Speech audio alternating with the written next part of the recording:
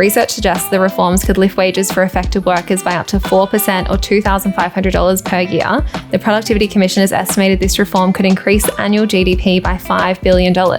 Crazy.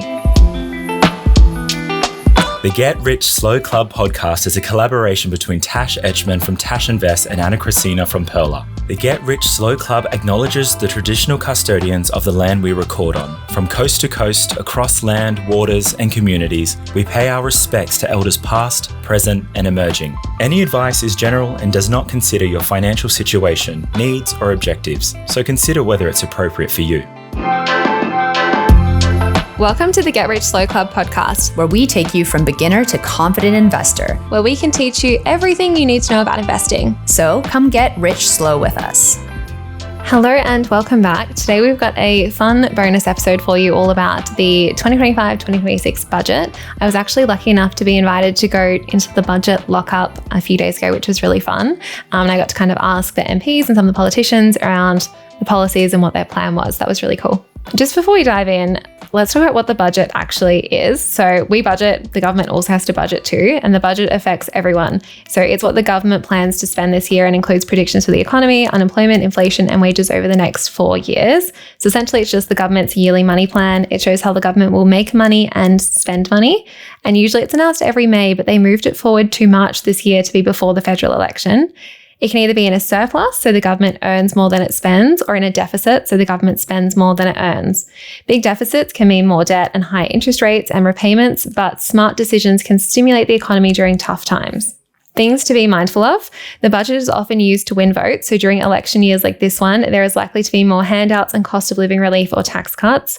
You might get a one-off payment, not because it's needed, but because it's convenient politically, looking at that $150 energy credit.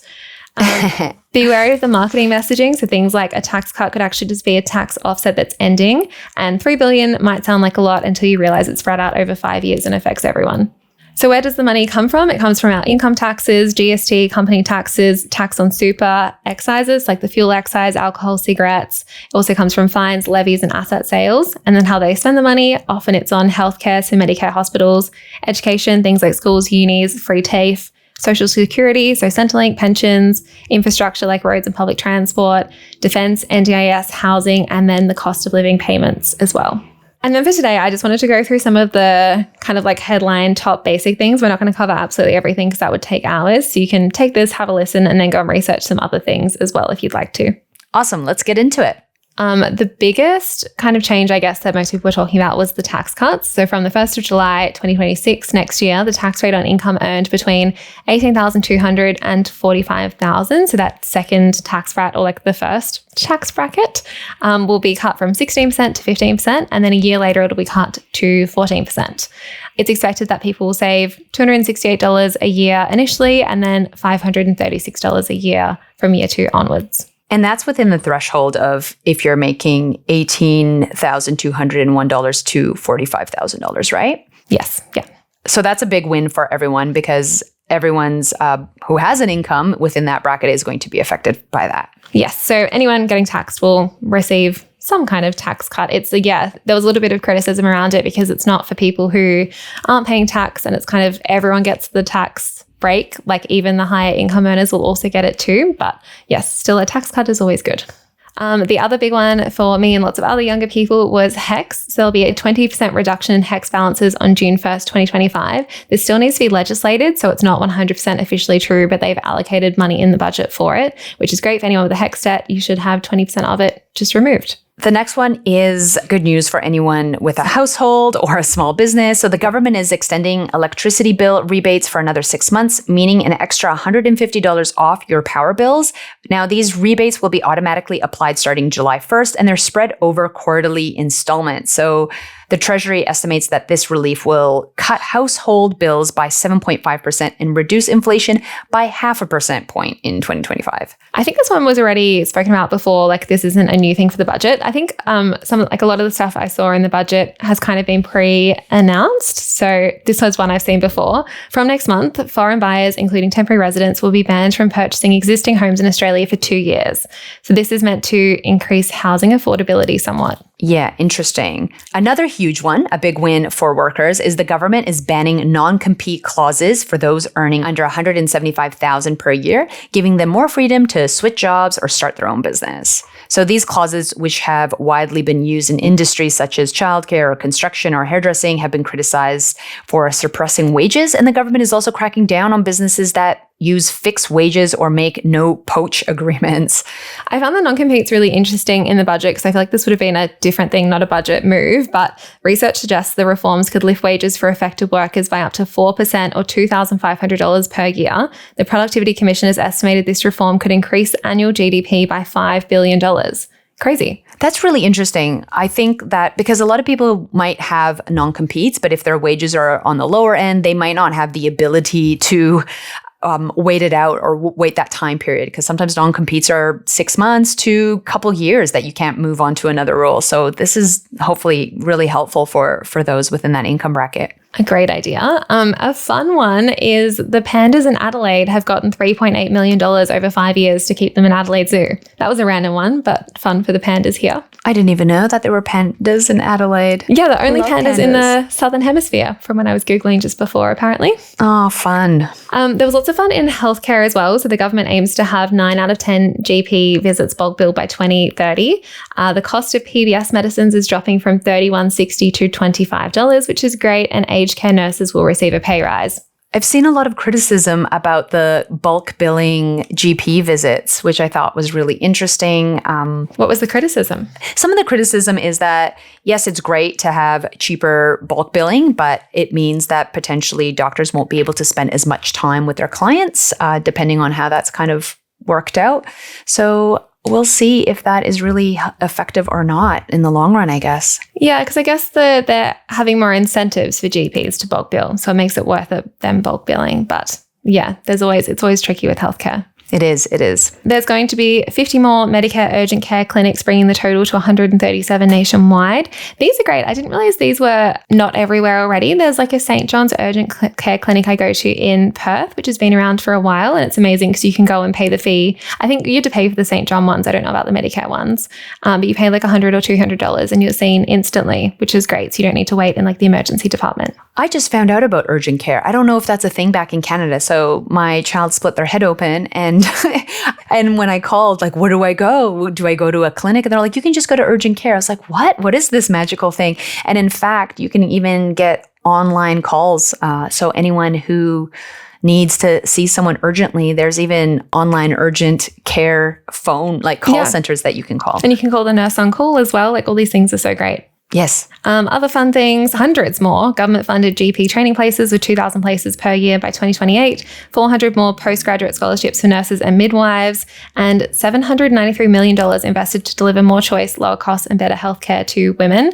There was mentions around extra pills being added to the PBS, extra menopause medications being added to the PBS, and like IUDs and stuff, which is awesome as well. Yes, fantastic. Another thing to add is the government is tightening migration policy. So with the Treasury forecasting a drop of 75,000 temporary migrants next financial year. So net overseas migration is set to decrease from 335,000 this year to around 225,000 by 2026. So international students are a major factor as both major parties push to return migration to pre-pandemic levels. In terms of housing, we've already mentioned the foreign investors being banned for 2 years. They're also expanding the Help to Buy scheme, which is where I think like this is happening in WA already, where the government owns part of your home. So you can buy with a lower deposit and you don't need to borrow as much. And then you can buy the government out in the future. So that's awesome and it's worked in WA. Yeah, so the scheme assists eligible individuals with the purchase of a principal place of residence. So that's just something else to keep in mind. There was extra support for housing and homelessness services as well. And the government is also increasing the maximum rates of Commonwealth rent assistance by 45% for around 1 million households. I think maybe we'll have to do a different episode on like the housing changes just generally, but they're just some of the broad level stuff. Mm-hmm. There's a lot that's covered here. It's not like as exciting as some of past budgets. I feel like there's nothing really like, wow, should we chat about? And frankly, if, for example, we have an election coming up, if, for example, another party gets in, this can be totally changed. Yeah, like a good example of this is Liberals have already said that they will reverse the tax cuts if they get in. because their offer instead is the reduction of the fuel excise. So they want to make petrol cheaper instead. So yeah, like this is all well and good, but with a new government possibly coming in, who knows, in 5 weeks' time, it can all change. Yeah. So it's not in stone, unfortunately. But no. I'd love to hear the behind the scenes stuff, Tash. How did you find it? What did you think? It was really fun. So disclosure, the Labor Party, I think it was, did pay for my travel to go and attend the budget. So they didn't give me any money, but they just booked our flights and booked our hotel, which was really awesome of them. So we flew there on the Tuesday. We got to go into the budget lockup. It was like a modified lockup. Like the journalists were there from 1:30, but we got there from 3:30. So you had to surrender your phones, turn your Wi-Fi off on your laptop, check everything in. And then we were kind of put in this room to read the budget stuff, which is amazing. We got to see the press conference as well, where Jim Chalmers, the Treasurer, and Katie Gallagher, the Minister for Finance, Minister for Women, got up and kind of presented the budget and their wins in there. And then we had kind of people from Treasury come in so we could ask our questions to them. One we were discussing about was the income brackets not being indexed. That's been kind of a discussion on social media, but they said they won't be indexing them going anytime soon. Why do you think they won't? Because then they need to make up the money somewhere else, and then they can't make these big tax cut kind of announcements if they're already built in. So yeah, it kind of takes away their power to be we're reducing taxes, and also they'd have to then find the money elsewhere. So I think it's easy for them to not at the moment, but there is going to be more of a push, I think, as more people are becoming aware of it as an issue. It's definitely popped up on my social media a lot more in the past few months, which is good to see. I think people, since the HECS debt was being indexed at 7%, I think people are more aware of indexing and how it impacts things. Yeah. Especially if one thing happens and it affects you, you can kind of see it in different areas, right? I think the same thing was discussed when they made the big change with super, it being, what was it at the time? Is it 3 million, over 3 million? Yeah. Yeah. And then they were talking about how that's not indexed. 3 million sounds like a lot of money in your super, but what happens in 10 years' time when inflation has taken place? That might be a standard amount to have in your super, and now you're getting taxed on that excessive amount. So it's just interesting to think about how it can affect different parts of our policy. Yeah, and especially they index some things like HECS and some social payments, but then not other things like tax brackets. So definitely something to talk about more moving forward. And then on the Wednesday, we got to have a few MPs came and just spoke to us, which was really lovely, kind of told us about what they were up to. We could ask them questions about policies and things like that as well. I got to chat to Jim Chalmers briefly as well. There might be an extra podcast episode.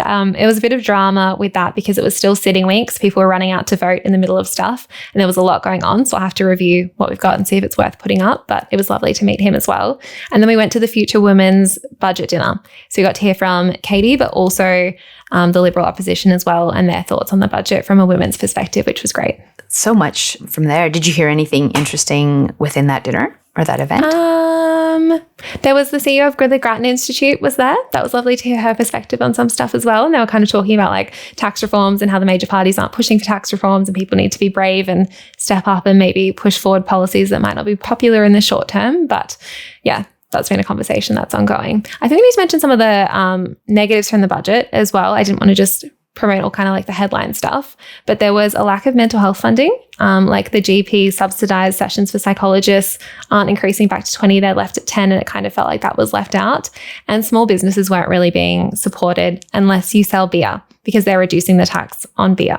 Why beer? I think because a lot of those hospitality venues are really struggling at the moment. So they're trying to provide relief there. But unfortunately, no extra small business stuff either. It's always interesting what they have to prioritize, right? Depending on what's happening in society or post-pandemic and so forth. It is a really hard job if you think about how budgeting for us is can be difficult, where you've got to weigh up pros and cons and where you want to put your priorities. But imagine budgeting for 26 million people who all have different priorities.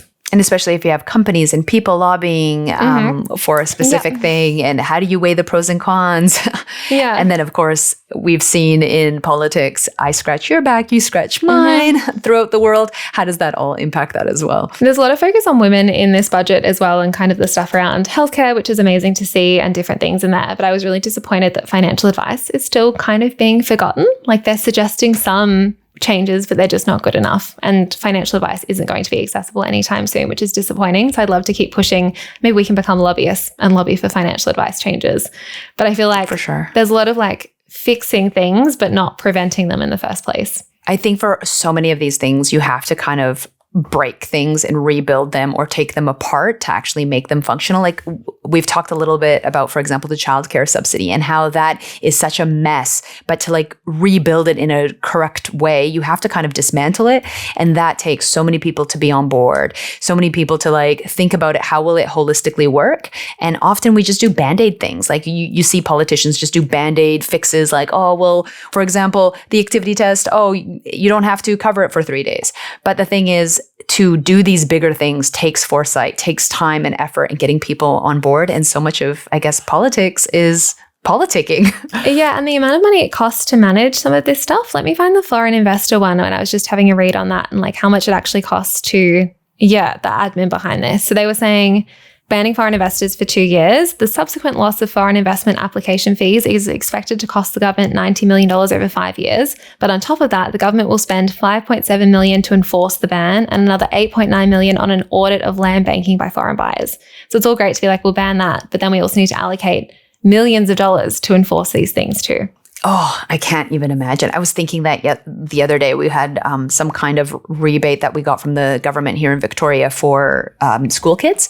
So you get $200 for your kids. And I was just thinking about all the admin of sending it out to all the schools, creating a portal, getting parents to log on. Like there is so much work even just to do a rebate like that. So it's... And then they've got to pay people so you can call them and be like, hello, your system doesn't work. Please give me the rebate. Yeah. Where's my money? What happened? Yes. So it's not a small job to do a budget. We know for ourselves it's hard for us to budget, let alone a whole country. Yes. Thanks so much for joining us. If you found this episode helpful, please rate us 5 stars, write a review, or share with a friend. If you're new to investing, make sure to listen to our first 10 episodes. Follow us at Get Rich Slow Club or Tash at Tash Invests or me at Ana Cristina. This show was brought to you by Natasha Etchman, who is an authorised representative 1299881 of Guideway Financial Services, AFSL 420367, and Perla, who is an authorised representative 1281540 of Sanlam Private Wealth, AFSL 337927. Knowledge is power, especially when it comes to investing. So make sure you check out our financial services guides and read the product disclosure statement and target market determination for any investments you're considering. See our show notes for more info.